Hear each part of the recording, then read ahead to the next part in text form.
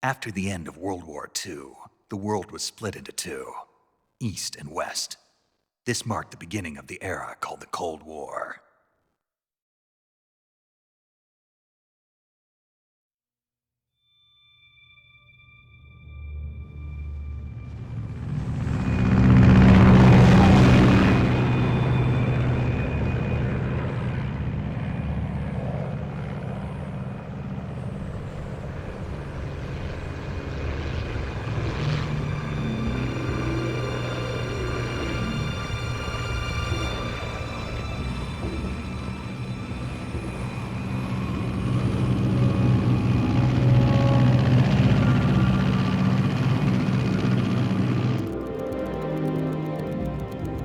Pakistan, altitude 30,000 feet. Approaching Soviet airspace. 20 minutes to drop off. Commencing internal depressurization. Equipment check. Arm main parachute. All right. You ready to go? Drop zone still showing a high pressure mass. Cav okay. Good. We've got high visibility.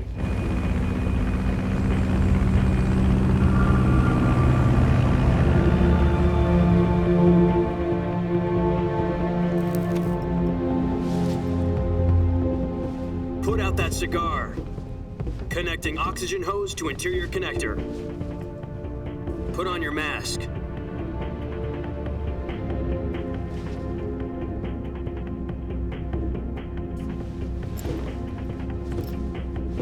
Does this panty waste know what he's doing? Approaching release point. 10 minutes to drop off. Hey, are you deaf? He said put out the cigar and put on your mask.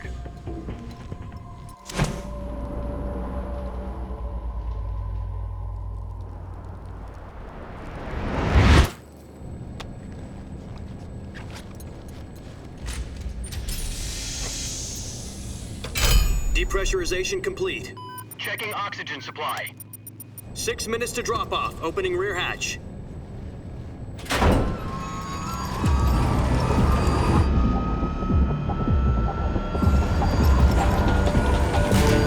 Sunrise.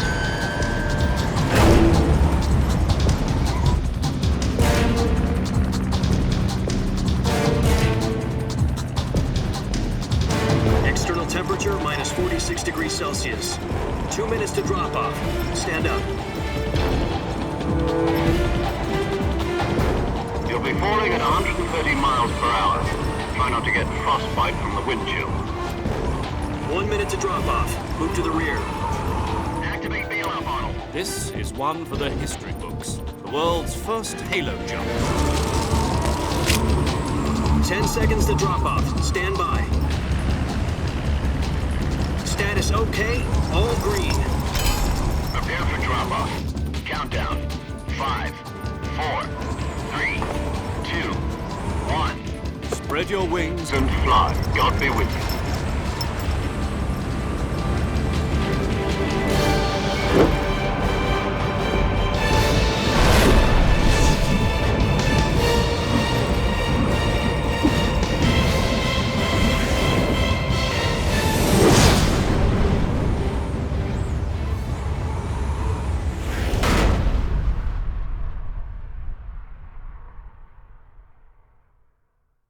Jack, I've got some important news.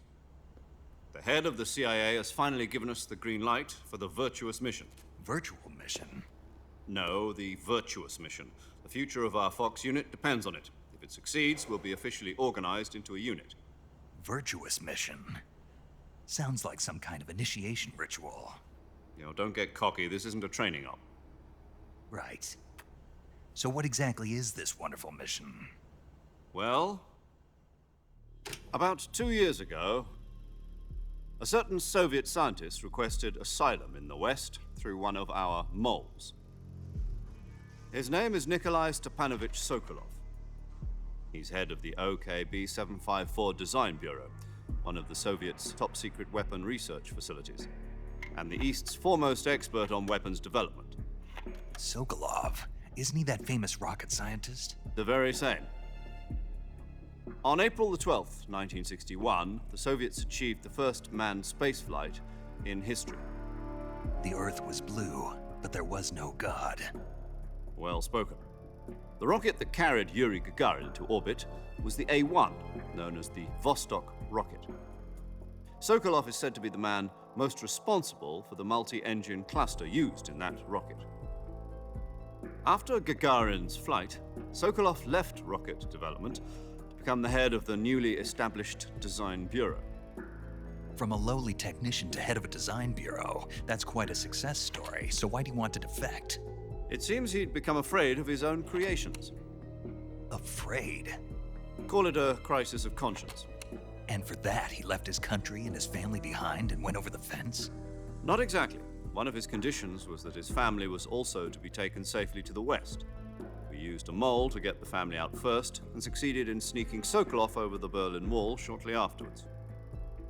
I was the one who conducted the operation. The security on the eastern side was still full of holes back then. Then what? We got Sokolov over in one piece, but the whole ordeal had left him exhausted, and we checked him into a hospital in West Berlin. It took him 2 weeks and more than 600 miles to get from the research facility in the Soviet Union to Berlin. He was in no condition to say anything coherent. And it was only a week later that we had something much bigger on our hands. The Cuban Missile Crisis. October the 16th, 1962, President Kennedy received word that the Soviets were in the process of deploying intermediate-range ballistic missiles in Cuba. The president demanded that the Soviets dismantle and remove the missiles. At the same time, he announced a naval blockade to prevent further missile shipments from reaching Cuba. But the Soviets didn't back down, instead placing their armed forces on secondary alert. Soviet transport ships carrying missiles continued on course towards Cuba. US and Soviet forces went on alert for an all-out nuclear war. Frantic negotiations were conducted through the UN's Emergency Security Council and unofficial channels to end the hair-trigger standoff. Finally, on October the 28th, the Soviet Union agreed to remove its missiles from Cuba, and so the world avoided a nuclear holocaust. But in order to get the Soviets to pull their missiles out, we had to make a deal. You mean the one where the US agreed to remove its IRBMs from Turkey? No. The Jupiter IRBMs deployed in Turkey were obsolete, and we were going to get rid of them anyway. They had no strategic value whatsoever to either the US or the Russians. The Turkey deal was a ruse, a cover story that was fed to the other intelligence agencies around the world. So what did the Russians really want? Sokolov. They wanted us to return Sokolov. You mean the Soviets pulled out of Cuba just to get their hands on Sokolov? That's right. What the hell was he working on? At the time, we had no idea. We were running out of time. It was either give up Sokolov or risk full-scale nuclear war. In the end, we had no choice. President Kennedy gave in to Khrushchev's demand. The next day, I got Sokolov out of the hospital, handing him over to agents on the eastern side. Sokolov kept on screaming, "Save me," until he disappeared from my sight. Then a month ago, we received some new information from one of our moles. About Sokolov? Yes. He was taken back to the research facility and forced to continue working on the weapon in question under KGB supervision. What's more, it's on the verge of completion. So what kind of weapon is it? Something to do with space rockets? No, missiles. Same technology. I guess you're right. We don't know the details, but it appears to be a new kind of nuclear device. For half a year now, the Soviets have been conducting frequent nuclear tests at Semipalatinsk.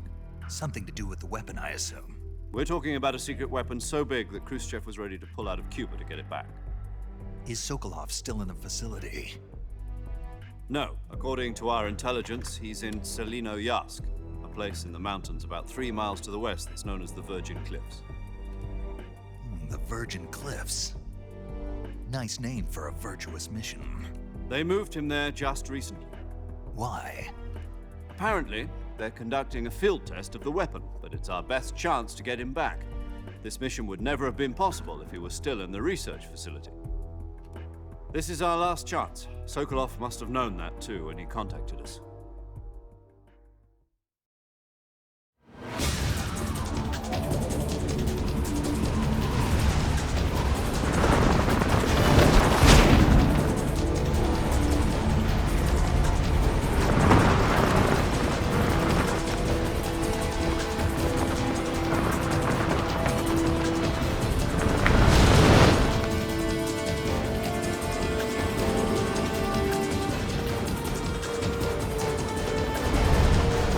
Jack, your mission is to infiltrate Selino Yask in the Soviet mountains, ensure the safety of Sokolov, and bring him back to the West.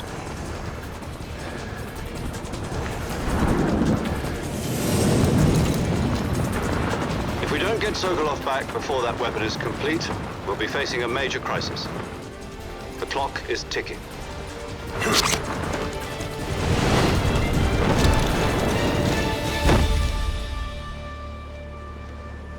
Once we've confirmed the rescue of Sokolov, stand by at the recovery point.